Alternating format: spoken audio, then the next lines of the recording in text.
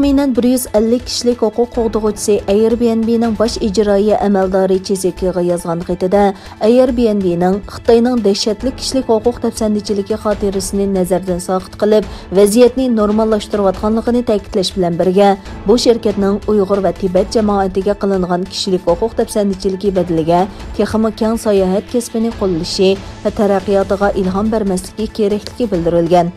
Mazkur shirkat 2022 yillik Beijing qishloq olimpik tanarkat musobaqasining rasmiy qo'llovchilarining biri. Kishilik huquq tashkilotlari Xalqaro olimpik komitetining qo'llovchilarini Xitoyning Uyg'ur, Tibet va Hong Kong aholilariga qarshi kishilik huquq tafsandichiligi sababli Beijing bilan bo'lgan hamkorligini tekshirishga taklif qildi.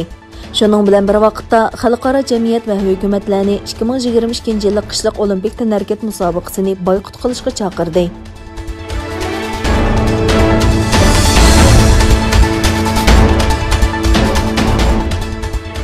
Amerika Tashqi ishlar ministri Bિલન Amerika Tashqi ishlar ministrligining to'r betida bayonot e'lon qildi. U bu bayonotida yana mundaq degan: Xalqaro jamiyat Xitoyni kunsiri ayblayotgan bu mezgildimi, Xitoy yanala Sharqi Turkistonda irqiy qirg'inchilik va insoniyatga qarshi jinoyat sodir qilmoqda. Amerika Xitoy hukumatini Uyg'ur va boshqa millatlarni bostirishni to'xtatishga, lager va qamoqxonalarga xohlagancha so'lab qo'ygan insonlarning hammasini qo'yib berishga yana chaqiradi. Biz bugun o'z ittifoqdoshlarimiz bo'lgan Angliya, Kanada va Yevropa ittifoqiga hamdam bo'lish, ularning harakatiga qatnashish uchun bu harakatni qo'llandik. Ittifoqdoshlarimiz yana Sharqi Turkiston va boshqa davlatlarda yuz bergan zo'ravonlikqa munosabatli kishilik huquq jinoyatlarini jazoladi. Bu harakatlar shuni ko'rsatadiki, biz ko'p taraflama hamkorlashish orqali kishilik huquqni qo'g'dashni kuchaytiramiz hamda Xitoy kompartiyasining qabih qilmishlaridan hisob olamiz.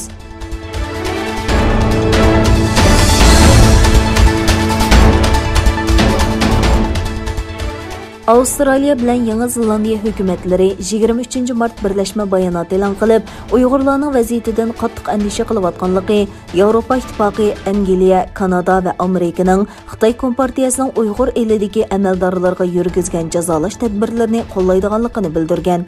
Bu yozma bayonot Avstraliya Tashqi ishlar va savdo ministri Marisa Pin bilan Yangi Zelandiya Tashqi ishlar ministri Nanai Mahutoning nomida e'lon qilingan. Bayonotda yana Uyg'urlarga qaratilgan ig'ir kishilik huquq tafsandichiligiga oid aniq dalillarning borligi eskartilib, Avstraliya bilan Yangi Zelandiya, Kanada, Yevropa ittifoqi, Angliya va Amerikaning tunugin kechida e'lon qilingan embargo tadbirlarini qarshi oladi. Biz bu davlatlarning jumladan butun Avstraliya va Yangi Zelandiya jamoatlarida mavjud bo'lgan bu cho'nqur andishalarga o'rtoqlashimiz deyilgan.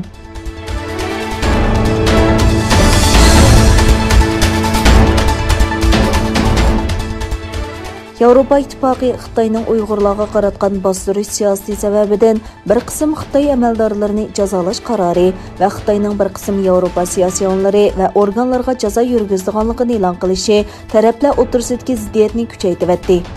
Germaniya, Fransiya va Belgiyani o'z ichiga olgan Yevropadagi bir qancha davlat o'z davlatidagi Xitoy bosh elchilarini tashqi ishlar ministrligiga jiddiy chaqirib e'tiroz bildirishdi.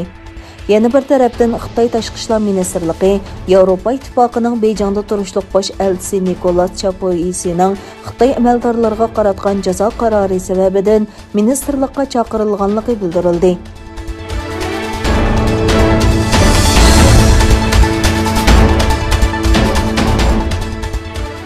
Rossiya Tashqi ishlar ministri Sergey Lavrov bilan Xitoy Tashqi ishlar ministri Wang Yi dushanba kuni kechda Xitoyning Guilin shahrida ko'rishgandan keyin birlashma axborot e'lon qildi.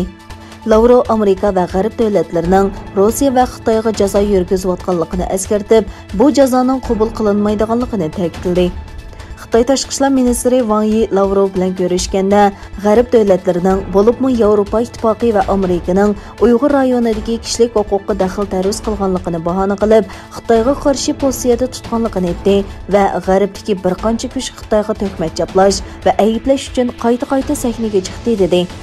Xitoyning ichki ishlariga aralashish davri mangu davomlashdi degan Wang Yi, Birlashgan Davlatlar Tashkiloti kishilik huquq kengashidan 80 necha davlat Xitoyning Uyg'ur siyosatini qo'llaydi dedi.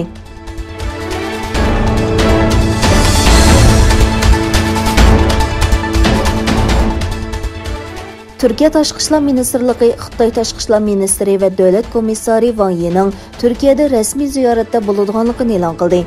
Bayonotda mundaq deyildi: Xitoy Xalq Cumhuriyati Davlat komissari Tashqi ishlar Ministri Wang Yi 2021-yili 24-martdan 26-martgacha davlatimizni ziyorat qiladi. Bayonotda aytilishicha, yig'in jarayonida ikki taraflik munosabatdan boshqa rayon va xalqarodagi navbatdagi masalalar muzokara qilindi. Tashqi ishlar ministri Wang Yi Prezident Rajab Tayyip Erdo'g'an bilan ko'rishadiganligi mo'ljallanmoqda. Yana bir tarafdan 25 mart Turkiyadagi Uyg'ur tashkilotlari Xitoyga qarshi keng ko'lamli namoyish va axborot e'lon qilish yig'ini o'tkazishga tayyorlik qilmoqda.